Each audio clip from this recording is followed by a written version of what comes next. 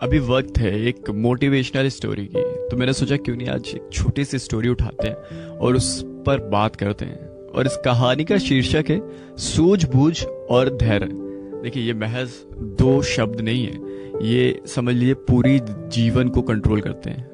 और अगर इनका अर्थ सामान्य जीवन में देखा जाए तो ये बहुमूल्य उपयोगिता रखते हैं। जीवन में विकट समस्याओं का आना तो लगा रहता है। देखिए, जीवन है तो समस्या है तो समाधान है।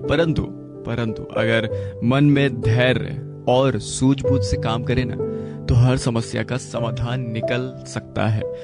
अपने को थोड़ा सा क्या है ना कि हड़बड़ी नहीं करनी है, थोड़ा सा सब्र रखकर धैर्य से। ऐसी ही आज जो कहानी है वो एक बुद्धिजीवी की है। वो कहानी है, थोड़ा सा पहले मैं आपको बता देता हूँ। उदाहरण के तौर पर मैं एक छोटी सी कहानी का उल्लेख करता हूँ। बात उन दिनों की है जब मैं और मेरा मित्र राजस्थान घूमने गए थे। बहुत ही सुखद अनुभव होता है जब आप अपने फ्रेंड के साथ कहीं घूमने जाते हो। हमने जोधपुर की रात देखी, उदयपुर का कार्यक्रम रखा। हमने सोचा कि मध्य रात्रि की बस लेंगे और अपने गंतव्य स्थान उदयपुर के लिए निकल पड़ेंगे। सब कुछ हमारे प्लान के अनुसार हो रहा था। जैसे कभी निकलते हैं तो पूरा प्लान बनाते हैं ना, तो उसी के अकॉर्डिंग सब चल रहा था। आधी यात्रा के बाद, कुछ क्षणों के विश्राम के बाद एक अमुक स्थान है जहाँ पर बस रुकी। होता नहीं, अमूमन जब बस कंटिन्यूअसली चलती रहती तो एक स्टॉपेज ढूंढते हैं जहाँ पर हम लोग चाय और स्नैक्स खाते हैं। तो वैसे ही बस ने भी एक स्थान देखा और वहां पर रुक गए। उस समय जब बस रुकी तो मैं सो रहा था और मेरा जो फ्रेंड बगल में था वो भी सो रहा था। तभी अचानक हम दोनों की आंख खुली, क्योंकि एकदम से जब आप चल रहे हो गाड़ी में और रुक जाए तो थोड़ा सा होता है ना। तो सब उतर गए और जब मैंने खाली बस देखा तो मैं थोड़ा सा चौंक गया, है ना। उस स्थान के भीतर गया जहाँ अन्य लोग भी थे, यानी उसी कैफे में जहाँ पर सब बैठे। तभी मैंने देखा कि धीरे धीरे सभी लोग वहां से जाने लगे। मैं भी अपने बस के निकट पहुंचा तो देखा मेरे बस जैसे एक दूसरी बस वहीं खड़ी थी। अमूमन होता है ना, एक ढाबा होता है या होटल कहते हैं, तो सारी बसें एक ही जगह आके खड़ी होती हैं और लमसम सब एक जैसी होती हैं। तो भीतर जाकर देखा तो वो मेरी बस नहीं थी। मैं भयभीत होकर बाहर निकला, इधर उधर बस को देखने लगा, परंतु तब तक मेरी बस जा चुकी थी। दुख और भय तब और लगा जब देखा ना ही मेरे पास फोन है और ना ही नंबर है किसी का और ना पैसे। और मेरा फ्रेंड अपनी बस में, उसी बस में था, चला गया। अब मुझे उसका नंबर भी नहीं याद, तो मैं थोड़ा सा डर गया। धीरे धीरे सभी लोग वहां से चले गए। वो स्थान अब वीराना सा लगने लगा जो अभी तक भरा भरा था। मदद मांगू भी तो किससे? शहर अजनबी, आसपास ट्रक चल रहे थे, पहाड़ी एरिया था। खुद को बहुत कोसा और मन से धैर्य छूटने लगा था। अमूमन हो जाता है ना, जब आप ऐसे सिचुएशन में फंसते हैं तो आप घबरा जाते हैं। तभी कुछ ट्रक वालों ने मुझे साथ जाने को बोला, लेकिन नहीं, उन्हें मना करके निडरता से आगे बढ़ता रहा और मन शांत करने के लिए कई उपाय किए, बहुत कुछ सोचा। तभी उसी वक्त ईश्वर की कृपा से राजस्थान रोडवेज की एक बस वहां से गुजर रही थी।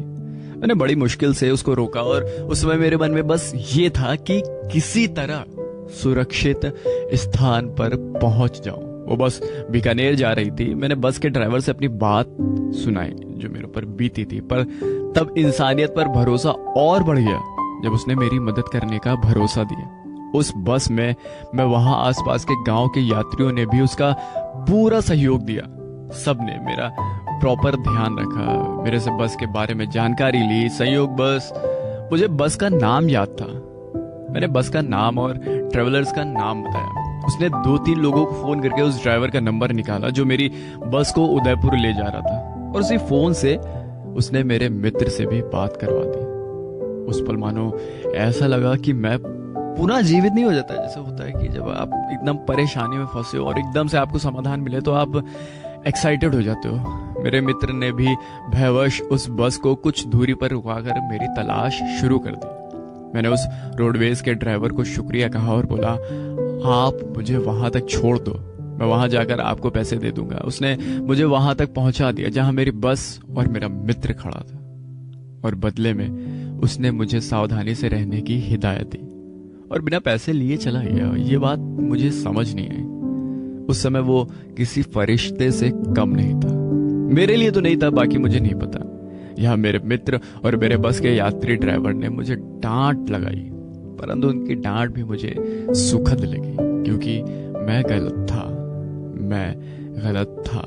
इस अनुभव से मैंने मेरी बहुत सारी भूल सुधारी है। ये सीख है कि परिस्थितियां जो भी हो, सूझबूझ और धैर्य से बुद्धि का प्रयोग करना चाहिए। अगर आपको ये कहानी अच्छी लगे तो जरूर बताइएगा, है ना? क्योंकि जिंदगी में अगर धैर्य नहीं है तो याद रखिएगा, जिंदगी मुश्किल हो जाएगी।